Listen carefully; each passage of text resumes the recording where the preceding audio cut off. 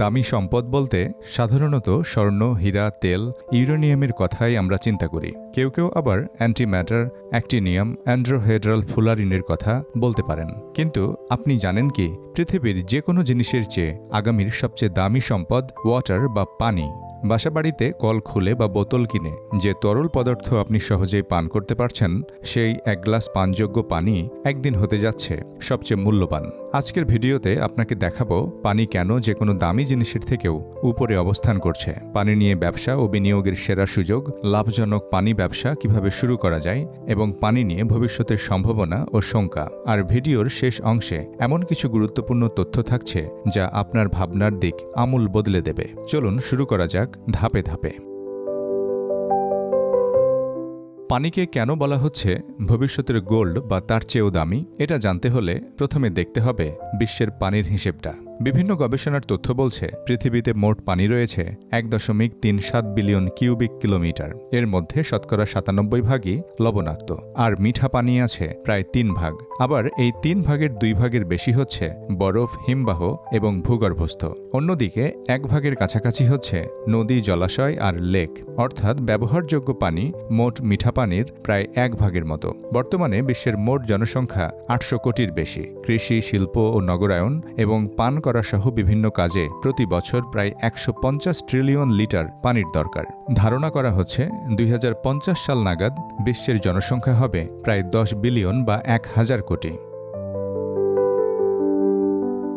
এখন ভাবুন, জনসংখ্যা বাড়ছে, সেই সঙ্গে বাড়ছে নগরায়ন, শিল্প ও কৃষি, কিন্তু বাড়ছে না পানির উৎস। উল্টো জলবায়ুর বিরূপ প্রভাব তো আছেই। বছরে দীর্ঘ সময় খরা থাকছে, ভূগর্ভস্থ পানি কমছে, শুকিয়ে যাচ্ছে নদী, শিল্প প্রতিষ্ঠানের নামে চলছে অবাধে খাল, জলাশয় ভরাট। ধরুন, তেল ও স্বর্ণের বিকল্প আপনি খুঁজে নিতে পারবেন, খাবার না খেয়েও আপনি 2-1 দিন বাঁচতে পারবেন, কিন্তু পানি পান করা ছাড়া বেঁচে থাকা কিভাবে সম্ভব? আর এ কারণেই আগামী দিনের বিশ্বে পানি হচ্ছে সবচেয়ে দামি সম্পদ। এবার আসি মূল পয়েন্টে, অর্থাৎ পানি ব্যবসার সম্ভাবনা নিয়ে। নগরায়ন বাড়ছে, যেটা একটু আগেই বললাম। এখন এমনকি গ্রাম পর্যায়ের মানুষও বিশুদ্ধ পানির ব্যাপারে যথেষ্ট সচেতন। তাই আসছে দিনে পানযোগ্য পানির চাহিদা বাড়তেই থাকবে, কোনোভাবে কমবে না। যদিও এটা আগেই বুঝে গেছে বহুজাতিক বিভিন্ন পানীয় কোম্পানিগুলো। আপনি একটু খেয়াল করলে দেখবেন বাজারে বিভিন্ন পানীয়র সঙ্গে জোরে সোরে কোম্পানিগুলো তাদের ড্রিঙ্কিং ওয়াটারের মার্কেটিং করছে। এখন প্রশ্ন হচ্ছে, আপনি যদি বড় বিনিয়োগকারী হন তাহলে বড় পরিসরে চিন্তা করা সহজ, কিন্তু অনেকেই বলতে পারেন কোনো সাধারণ মানুষ যদি পানি নিয়ে ব্যবসার চিন্তা করেন তাহলে সেটা কিভাবে বাস্তবায়ন করা যেতে পারে। চলুন সেই ধারণা নিয়ে আলোচনা করা যাক।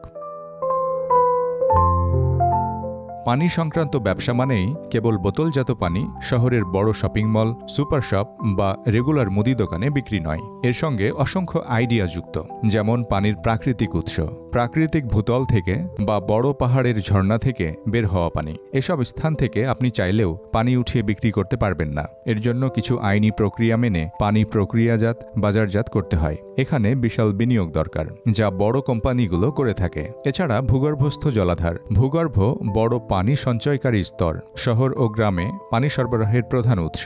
দীর্ঘমেয়াদী বিনিয়োগের জন্য সেরা। এ ব্যবসা ভালো চলে বর্তমান দুনিয়ায়। আবার ছোট পরিসরে পানির পরিশোধন প্ল্যান্ট দিয়ে লাভজনক ব্যবসা করা যায়। এটা RO ওয়াটার মডেল হিসেবে পরিচিত, অর্থাৎ নলকূপ থেকে পানি উত্তোলনের পর বা লাইনের সরবরাহকৃত পানি পরিশোধন করে জার বা বোতলে বিক্রি করা। অফিস, স্কুল বা ছোট ও মাঝারি বিভিন্ন প্রতিষ্ঠানকে মাসিক চুক্তিতে সাপ্লাই দেওয়া হয়।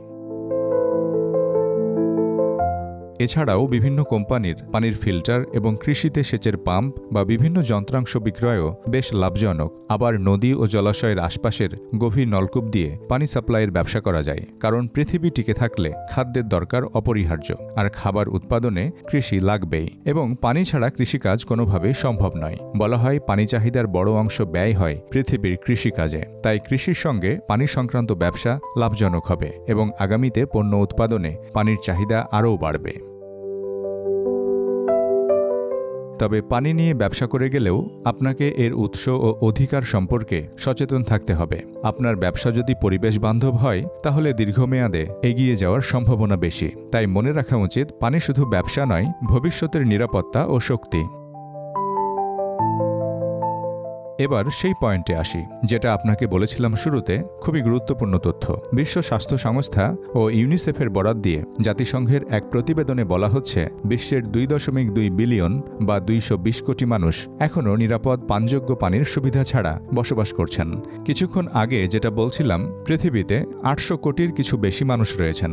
এর মধ্যে 220 কোটি এখনও পানযোগ্য নিরাপদ পানি পাচ্ছেন না। অর্থাৎ বলা যায়, বিশ্বের প্রতি 4 জনে একজন নিরাপদ পানি থেকে বঞ্চিত হচ্ছেন। তাহলে বিশ্বের মানুষ যখন 1000 কোটি হবে, তখন এইসব বঞ্চিত মানুষের সংখ্যা আরও বাড়বে। তখন পৃথিবীতে পানি নিয়ে তৈরি হবে আরও হাহাকার।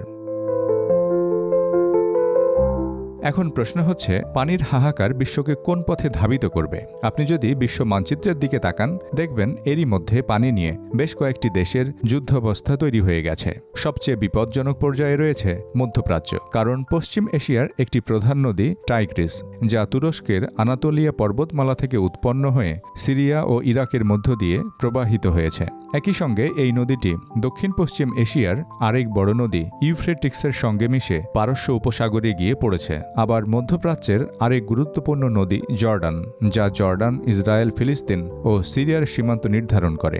এখানে যুদ্ধের সংখ্যাটা হচ্ছে তুরস্ক বনাম সিরিয়া ও ইরাক এবং ইসরায়েল বনাম ফিলিস্তিন ও জর্ডান। প্রশ্ন হচ্ছে, যুদ্ধ কেন হবে? কারণটা হচ্ছে মরুভূমি এলাকা, তেল আছে, পানি নেই, আর পানি মানে জাতীয় নিরাপত্তা। এছাড়া জনসংখ্যার সঙ্গে পানির চাহিদাও বাড়ছে। সেই তুলনায় ভূগর্ভস্থ পানির স্তর কমে যাচ্ছে এবং নদী শুকাচ্ছে।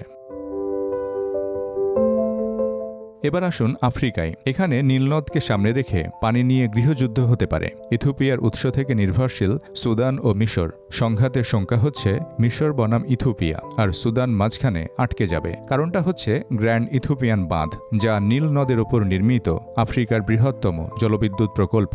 এই প্রকল্পের পানি নিয়ন্ত্রণের ফলে মিশর ও সুদান সহ নিচু দেশগুলোর সঙ্গে চরম বিতর্ক রয়েছে। তাই এটাকে বলা হয় বিশ্বের সবচেয়ে শঙ্কিত পানিযুদ্ধের ফ্ল্যাশ পয়েন্ট। এদিকে পানি ইস্যুতে দক্ষিণ এশিয়ার অবস্থাও মোটেও ভালো না। গঙ্গা, ব্রহ্মপুত্র, তিস্তা, সিন্ধু এই 4 নদী নিয়ে আগামীতে ভারত, পাকিস্তান, বাংলাদেশ, চীনের সঙ্গে সম্পর্কের তিক্ততা আরও প্রকট হবে। যেমন কদিন আগে সিন্ধু নদীর পানি নিয়ে ভারত, পাকিস্তান 2 দেশের সম্পর্ক উত্তপ্ত হয়েছিল। যুদ্ধের কারণ উজানে বাঁধ, ভাটিতে জনসংখ্যা বেশি আর কৃষি নির্ভর অর্থনীতি। বলা যায় পানির সুপার পাওয়ার চীন, কারণ এশিয়ার বড় নদীর উৎস চীনে। এছাড়া বিশাল বাঁধ ও রিজার্ভ নিয়ে কাজ করছে মুখোমুখি অবস্থানে থাকা 2 দেশ ভারত ও চীন। তবে চীন আগামীতে পানি নিয়ে চাপ প্রয়োগ করতে পারে, যা বর্তমানে তেলের বাজার নিয়ন্ত্রণকারী বড় দেশগুলো করে থাকে। মধ্য এশিয়ার অবস্থাও খারাপ। আমু দরিয়া ও সিট দরিয়া, মধ্য এশিয়ার এই 2 নদী নিয়ে কাজাখস্তান, উজবেকিস্তান, তাজিকিস্তানও দ্বন্দ্বে জড়াতে পারে। কারণ হচ্ছে একদিকে কৃষিতে পানি সরবরাহ, অন্যদিকে বিদ্যুৎ উৎপাদন তথা পানির নিয়ন্ত্রণ। এছাড়া ইউরোপ আমেরিকার পানি ইস্যুটা একটু ধীর কিন্তু গভীর সংকট। তবে বর্তমানে গ্রিনল্যান্ড ইস্যুতে যুক্তরাষ্ট্রের সঙ্গে ইউরোপের যে মুখোমুখি অবস্থান, তা প্রমাণ করে পানি নিয়ে আমেরিকার সঙ্গে তাদের যুদ্ধ হতেই পারে।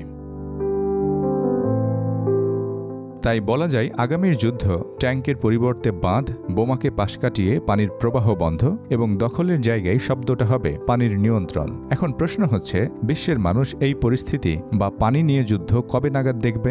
সার্বিক দিক পর্যালোচনা করলে ধারণা করা যায় আগামী 2050 সালের আগে পরের দিকেই বিশ্বযুদ্ধ শুরু হতে পারে পানি নিয়ে। বর্তমানে যেমন জ্বালানি তেলের বাজারের নিয়ন্ত্রণ নিতে বিশ্ব রাজনীতি ভয়ঙ্করভাবে উত্তপ্ত, তার থেকেও বেশি হবে পানির নিয়ন্ত্রণ কবজা করতে। কারণ বিশ্ব সভ্যতার রক্ত যদি হয় তেল, তাহলে আগামীতে পানি হবে সেই সভ্যতার শিরা উপশিরা। তাই যে ব্যক্তি আজকের দিনে পানি ব্যবসা বা বিনিয়োগের দিকে নজর দেবেন, তিনি আগামী 20-30 বছরে সবচেয়ে শক্তিশালী সম্পদ অর্জন করবে। এতক্ষণ আমার সঙ্গে থাকার জন্য আপনাকে ধন্যবাদ। ভিডিওটিতে লাইক, কমেন্ট, শেয়ার ও চ্যানেলটি সাবস্ক্রাইব করার অনুরোধ রইল।